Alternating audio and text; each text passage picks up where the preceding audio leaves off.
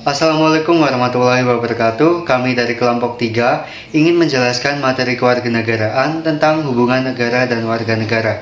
Sebelumnya, perkenalkan, nama saya Yoga Ardianto Firmansyah. Perkenalkan, nama saya Muhammad Sobahudairin. Perkenalkan, nama saya Adelia Eka Wendira. Perkenalkan, nama saya Mayadil Asrali. Perkenalkan, saya Rizka Lailatul Rahmatoiba. Nama saya Irma Faada Azana.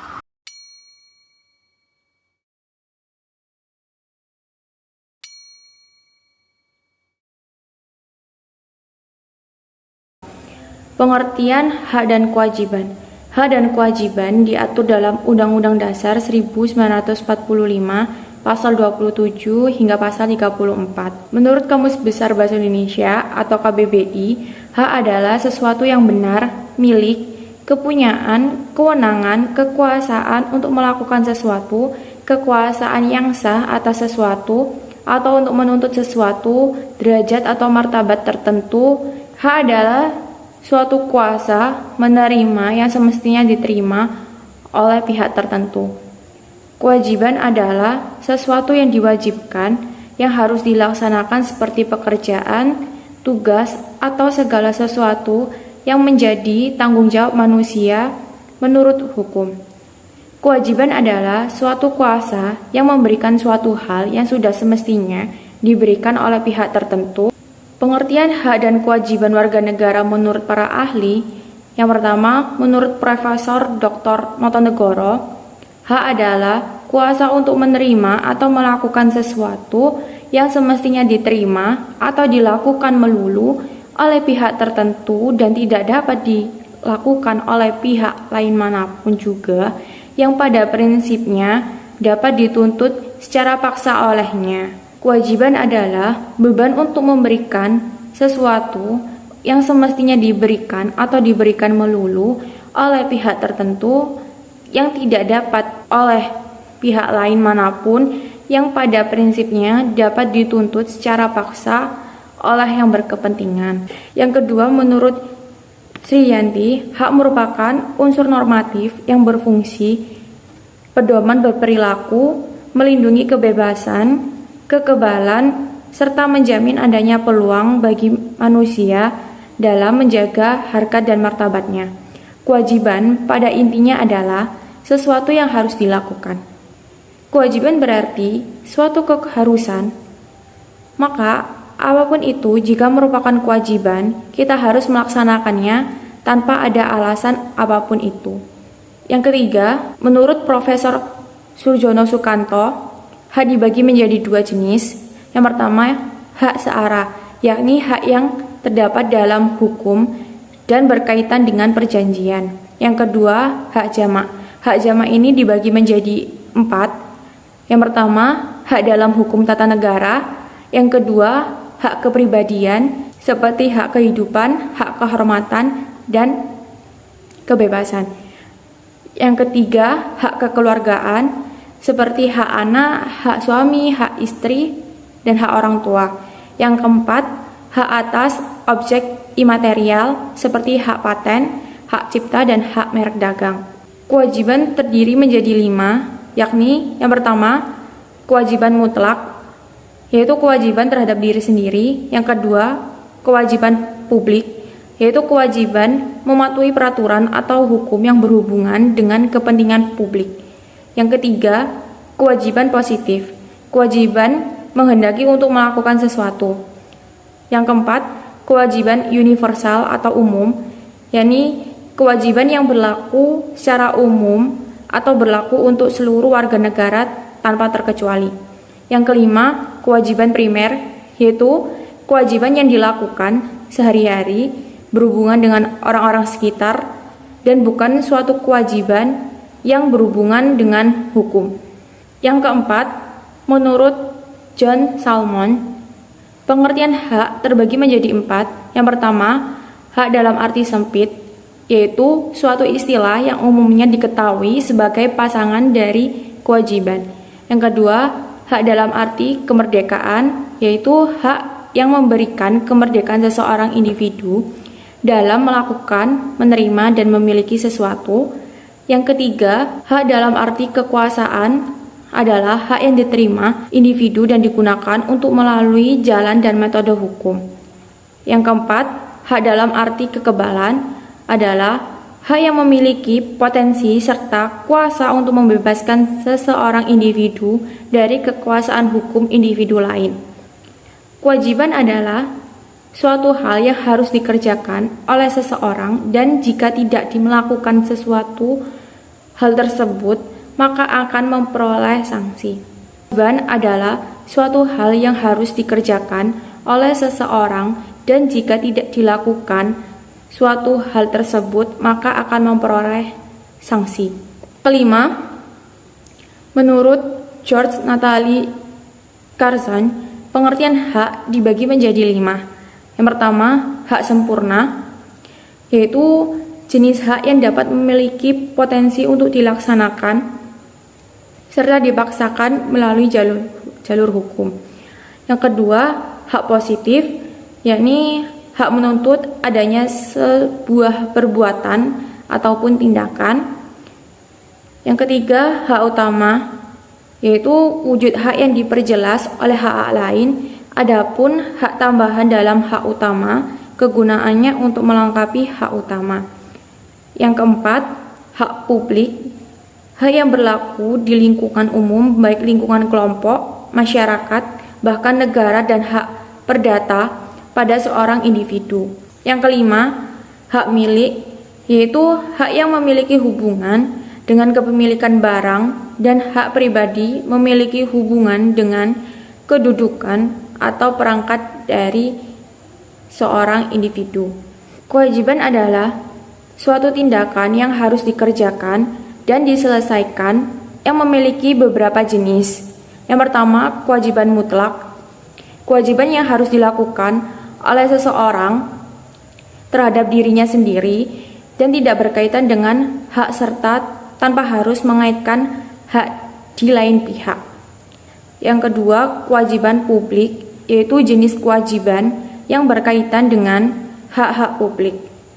Yang ketiga, kewajiban positif dan negatif, yaitu kewajiban seseorang manusia untuk mengerjakan suatu hal. Yang keempat, kewajiban umum, yaitu kewajiban yang ditunjukkan kepada semua warga yang tinggal dan hidup pada suatu negara secara umum. Yang kelima, kewajiban primer, yaitu kewajiban yang bisa muncul dari tindakan atau perilaku seseorang yang tidak melawan hukum.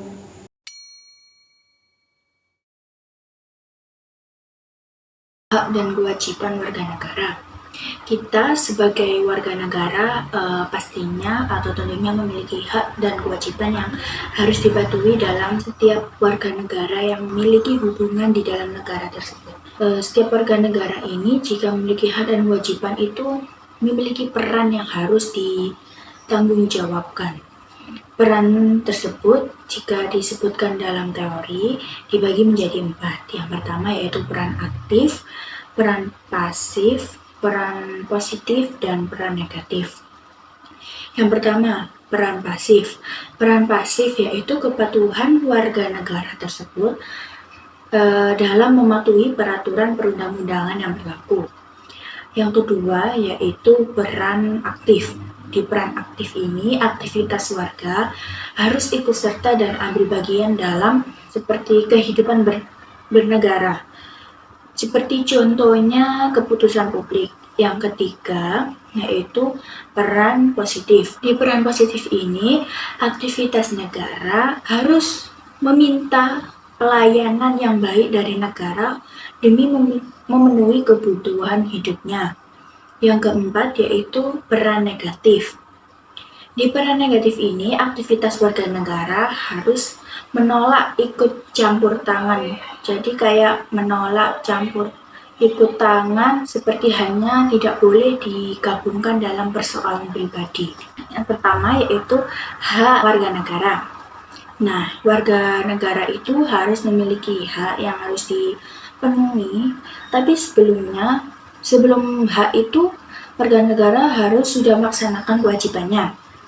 Hak diantaranya yaitu yang pertama, hak atas pekerjaan dan penghidupan yang layak terdapat dalam pasal 27.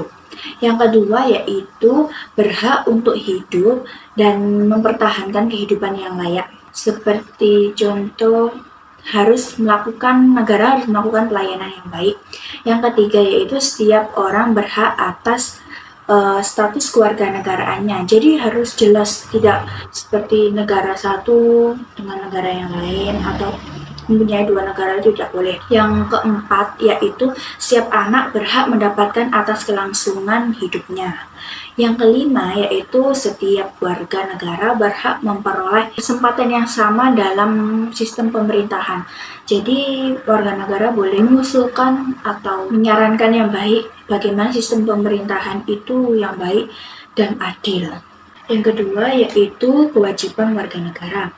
Nah, sebelum adanya hak itu, warga negara itu harus melakukan kewajibannya masing-masing. Jadi di antaranya contohnya warga negara wajib membayar pajak tepat waktu. Terdapat dalam pasal 27. Yang kedua yaitu warga negara wajib membela dan mempertahankan keamanan negaranya. Yang ketiga yaitu warga negara wajib menjunjung hukum-hukum dan pemerintah. Yang keempat yaitu warga negara diwajibkan ikut serta dalam upaya pembelaan negara. Seperti contoh kita memperingati hari 17 Agustus dengan upacara, membuktikan bahwa contoh kita membela negara dengan baik dan membawa nama-nama negara tersebut memakai produk negaranya.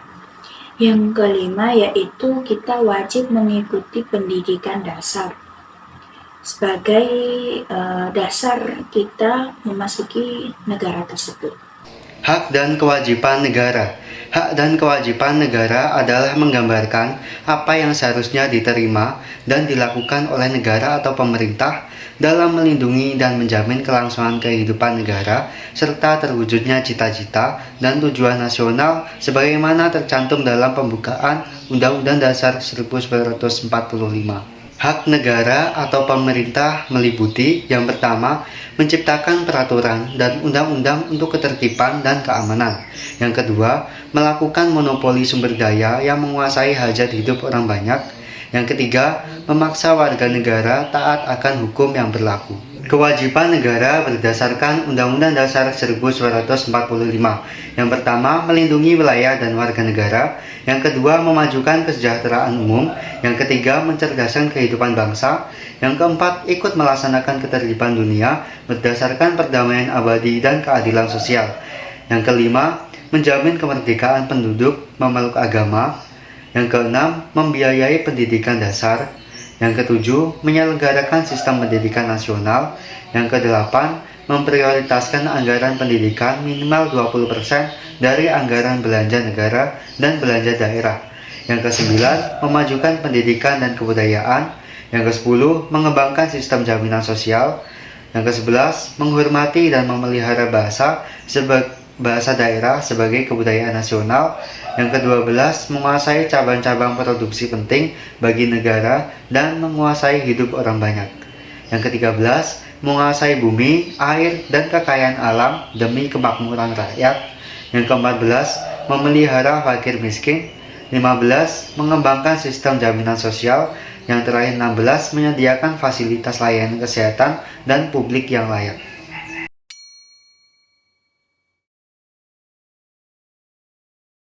Di sini saya akan menjelaskan tentang pelaksanaan hak dan kewajiban negara dan warga negara di negara Pancasila. Persoalan yang paling mendasar hubungan antara negara dan warga negara adalah masalah hak dan kewajiban negara. Demikian pula warga negara sama-sama memiliki hak dan kewajiban masing-masing. Sesungguhnya dua hal ini saling terkait, karena berbicara hak negara itu berarti berbicara tentang kewajiban warga negara. Untuk mencapai keseimbangan hak dan kewajiban, yaitu dengan cara mengetahui posisi diri kita sendiri. Sebagai warga negara harus tahu hak dan kewajibannya. Seorang pejabat atau pemerintahan pun harus tahu akan hak dan kewajibannya. Jika hak dan kewajiban seimbang dan terpenuhi, maka kehidupan masyarakat akan aman dan sejahtera. Berikut ini adalah hak dan kewajiban negara. Hak dan kewajiban warga negara. 1. Wujud hubungan warga negara dengan negara. Wujud hubungan warga negara dan negara pada umumnya berupa peranan role. 2. Hak dan kewajiban warga negara Indonesia. Hak kewajiban warga negara Indonesia tercantum pada pasal 27 sampai dengan pasal 34 UUD 1945. Hak warga negara Indonesia, yaitu hak atas pekerjaan dan penghidupan yang layak.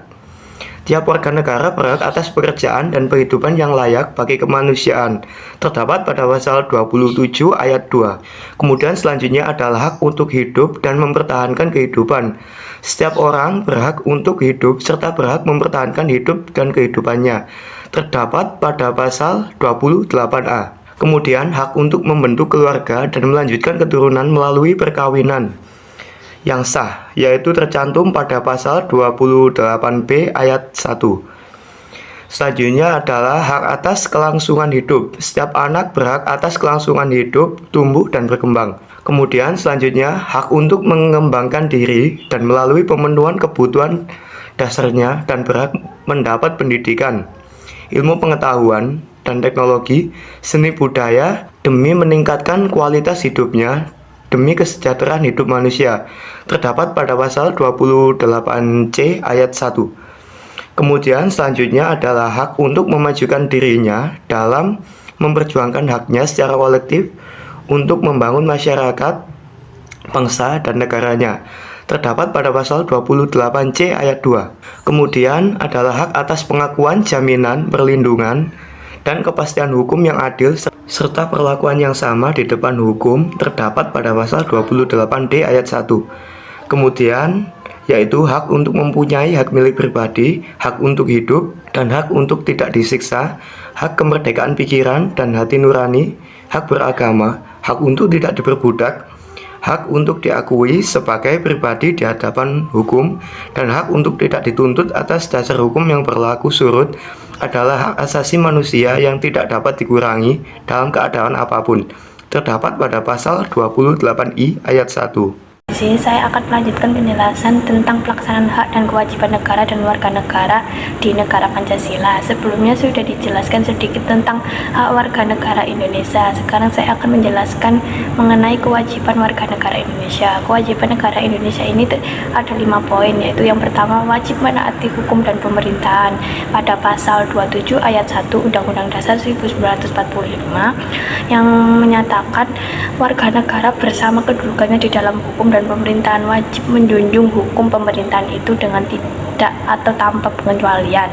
Kemudian yang kedua, wajib ikut serta dalam upaya pembelaan negara yang dimana pada pasal 27 ayat 3 UUD 1945 yang menyatakan setiap warga negara berhak dan wajib ikut serta dalam upaya pembelaan negara. Kemudian yang ketiga, wajib menghormati hak asasi manusia orang lain pada pasal 28C ayat 1 yang menyatakan setiap orang wajib menghormati hak asasi manusia orang lain. Yang keempat yaitu wajib tunduk kepada pembatas yang ditetapkan dengan Undang-Undang pasal 28C ayat 2 yang menyatakan dalam hak dan kebebasan setiap orang wajib tunduk kepada pembatas yang ditetapkan dengan undang-undang dengan maksud untuk menjamin pengakuan serta penghormatan atas hak dan kebebasan orang lain. Kemudian yang terakhir, wajib ikut serta dalam usaha pertahanan dan keamanan negara yang dimana pada pasal 30 ayat 1 UUD 1945 yang menyatakan tiap warga negara berhak atau wajib ikut serta dalam pertahanan dan keamanan negara. Itu semua adalah poin-poin penting yang harus kita lakukan dan harus kita perhatikan dalam kewajiban negara Indonesia. Agar pelaksanaan bisa berjalan sesuai dengan harapan, maka perlu ada institusi yang mengawal pelaksanaan tersebut. Dengan demikian, ada 3 hal penting yang harus kita perhatikan atau kita laksanakan, yaitu pelaksanaan hak dan kewajiban. Yaitu yang pertama, Pancasila perlu dimengerti secara tepat dan benar, baik dari pengertian secara konsep, prinsip, nilai yang terkandung di dalamnya. Kekuatan akar pemahaman ini tuh amat penting yang terjadi ketika banyak hal yang terjadi ketika semangat untuk pengamalan Pancasila sangat tinggi. namun tidak disadari oleh pemahaman konsep dasar yang kuat. Hal ini amat mudah dilihat dalam praktek sebuah perekonomian dan perpolitikan Indonesia saat ini, yang dimana tanpa kita sadari mengekspor pada sistem kapitalis, nobelisme, dan perpolitikan yang bernapaskan individualisme bukan korelatif. Kemudian yang kedua yaitu pendoman pelaksanaan. Pemerintah pada masa Orde Baru yang berusaha membuat pendoman penghayatan dan pengalaman Pancasila atau P4, di mana pendoman ini tuh sangat perlu agar warga negara mengerti apa yang mesti dilakukan, apa tujuan dan bagaimana strategi untuk mencapai tujuan tersebut. Manakala jika tidak ada pendoman pelaksanaan, maka setiap orang itu berusaha membuat pendoman sendiri-sendiri, yang terjadi akan menjadi kebingungan pada pelaksanaan tersebut. Banyak kelemahan yang terjadi pada pelaksanaan P4 ini. Contohnya pendoman tersebut bersifat kaku, terus tertutup, dekrotisner, terus hanya pemerintah yang berhak menjebak dan menafsirkan Pancasila, sehingga tidak ada ruang yang cukup untuk diskusi dan terbukanya konsep-konsep baru, yang itu yang membuat kelemahan tersebut terjadi. Terus kita tuh harus bisa untuk mengevaluasi dan memperbaiki hal-hal tersebut. Kemudian poin yang terakhir yaitu ketika perlu lembaga yang bertugas mengawal dan pelaksanaan Pancasila. Lembaga ini itu bertugas antara lain memfasilitasi aktivitas-aktivitas yang bertujuan untuk mensosialisasikan Pancasila, membuat ruang-ruang dialog agar terbuka kesadaran berpancasila baik di kalangan elit politik, pres, anggota legislatif, yudikatif, eksekutif, masyarakat luas lainnya. Dalam konteks pelaksanaan hak dan kewajiban, maka ada 3 hal penting sebagaimana disebut yang di atas juga perlu ada, yaitu perlu mengerti prinsip-prinsip dasar hak dan kewajiban negara dan warga negara terdapat pendoman pelaksanaan dan ada lembaga-lembaga yang mengawalinya. Ada pula 3 hal ini tentu tidak berdiri sendiri, khususnya terkait dengan hak dan kewajiban negara dan warga negara, namun merupakan kesatuan gerakan besar revitalisasi Pancasila dalam sebuah bidang. Itu adalah poin yang harus kita laksanakan dalam melaksanakan hak dan kewajiban di negara Pancasila ini.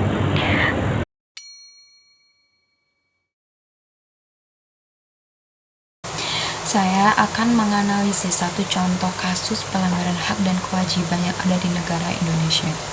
Sebagai negara yang berdaulat, pemerintah memiliki tanggung jawab penuh untuk memenuhi hak dasar warga negaranya, termasuk hak atas pendidikan dan kesehatan. Namun, kenyataannya masih banyak masyarakat miskin di Indonesia yang tidak mendapatkan akses layanan pendidikan dan kesehatan yang memadai. Dalam hal pendidikan, masih banyak anak-anak miskin yang tidak dapat mengenyam pendidikan yang layak. Mereka terpaksa putus sekolah atau bahkan tidak pernah sekolah sama sekali. Selain itu, banyak sekolah di daerah pedesaan yang tidak memadai fasilitasnya, seperti ruang kelas yang berdebu dan kekurangan guru yang berkualitas. Di sisi lain, kesehatan juga menjadi persoalan yang cukup pelik di Indonesia, terutama di kalangan masyarakat miskin. Mereka seringkali tidak mampu membayar biaya pengobatan dan tidak memiliki akses fasilitas kesehatan yang memadai. Akibatnya, mereka cenderung mengabaikan kesehatan dan tidak mendapatkan perawatan yang cukup saat sakit. Pemerintah memiliki kewajiban untuk menjamin akses pendidikan dan kesehatan yang layak bagi semua warga negara Indonesia. Baik, dari presentasi kami dapat disimpulkan bahwa hubungan antara negara dan warga negara identik dengan adanya hak dan kewajiban antara warga negara dengan negaranya ataupun sebaliknya. Semoga teman-teman bukan hanya memahami namun juga menjadi buah manfaat untuk ke depan. Kami dari kelompok 3 mengucapkan terima kasih atas partisipasinya. Wassalamualaikum warahmatullahi wabarakatuh.